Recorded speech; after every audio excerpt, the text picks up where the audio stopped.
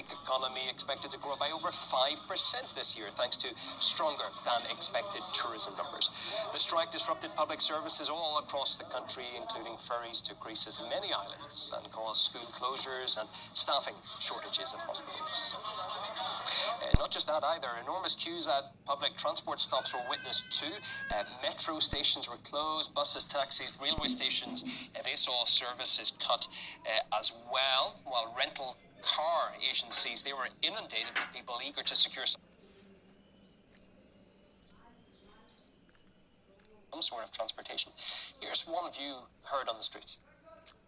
Our salaries need to increase, and the VAT taxation system needs to be abolished. The government must stop stealing from us. We will not live simply to work. We must live for the sake of living, not just to survive. Well, in Belgium, people also made their feelings felt against high living costs. At the time this footage was taken, only one metro line was working in Brussels, and the country's railways and ports had significantly reduced services. Belgium's main workers' union says gas prices have risen 130% and is demanding the government respond to its members' plight. Since the government cannot do anything without Europe,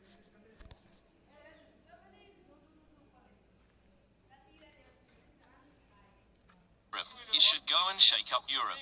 The price of electricity must be decoupled from the price of gas. We're on a general strike because people can't pay the bills anymore, and we can't put up with those who are making excess profits. The shareholders are making a lot of money, and there are workers who are struggling to get through the month. We asked the government to nationalize the price of gas and electricity so that everyone can benefit from a minimum level of comfort. Network issue. The United States has warned... Sorry, network issue. Australia against joining a landmark treaty banning nuclear weapons. Washington says the agreement would prevent the US and its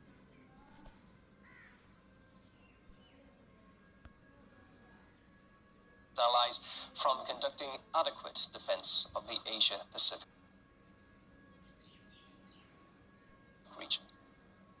We do not support the treaty on the prohibition of nuclear weapons. It would not allow for U.S.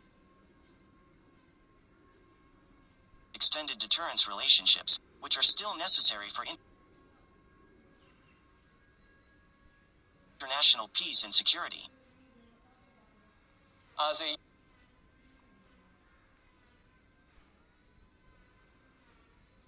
US ally, Australia comes under the so-called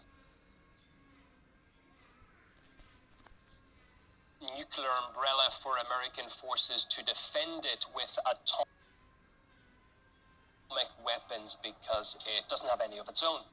Notably, Canberra earlier abstained from a vote in the UN that sought to ban the developing, using, or threatening to use nuclear arms or helping another country do so.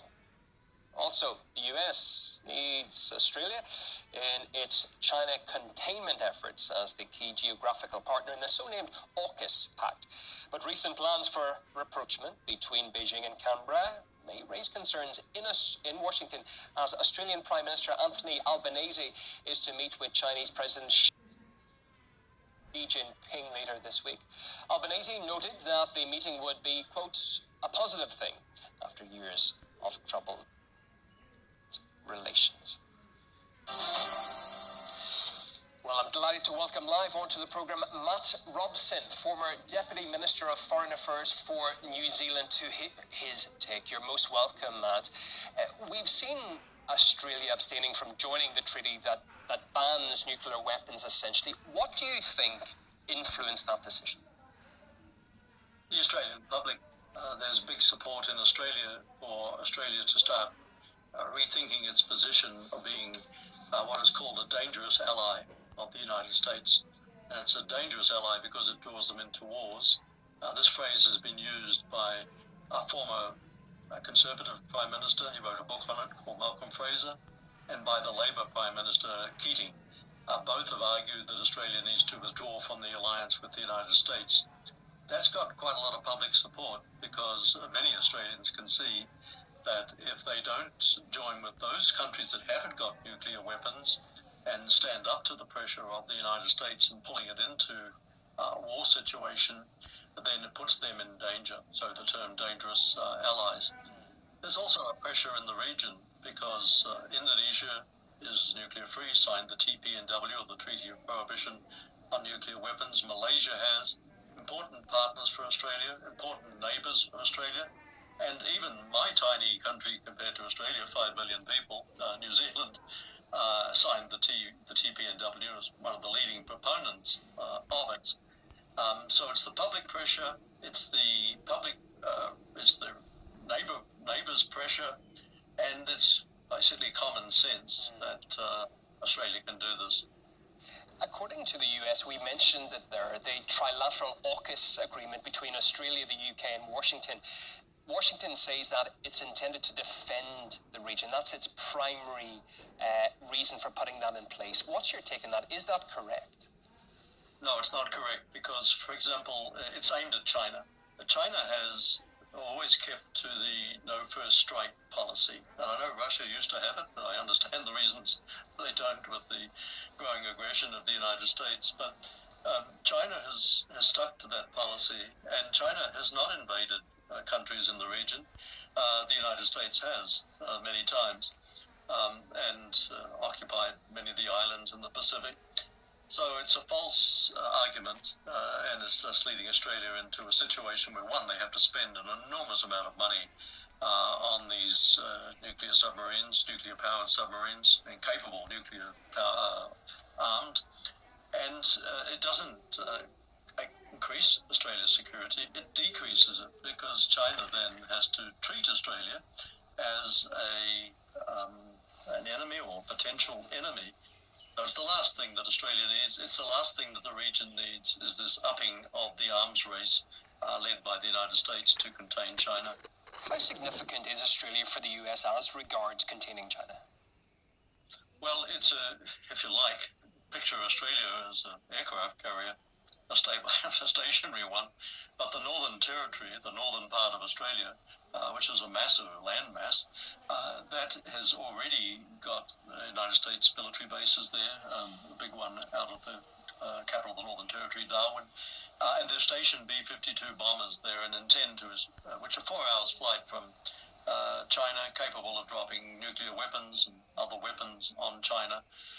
So the United States sees it as incredibly important, but it also, the reason that took action against New Zealand in the 1980s, when New Zealand became nuclear weapon-free and came out of the so-called nuclear umbrella, was they called it the New Zealand disease, that it would spread. So the fear that the United States says, well, if Australia pulls out of this, because already Indonesia, Malaysia, important countries, Vietnam, they don't want to be at war with China or containing China. They might have differences, but they don't want a war policy. And if Australia pulls out, it's one of the most important allies that the United States has got. Not because they care less about Australia, but because it's such an important strategic position in this part of the world. But even going beyond that, if Canberra does in fact develop closer ties with China, Matt, what's the result of that? Very important for lowering the tensions in the region and stopping the nonsense that the United States have been peddling, that China is an aggressive power, is taking over in the Pacific.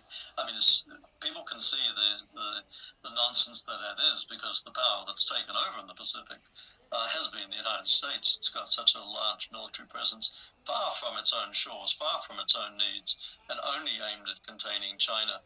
So if Australia does, as the Albanese government, we must remember it's a Labor government, so it has to look to its base, a voting base of working people in Australia who don't want a war, don't want to be dragged into confrontation with China.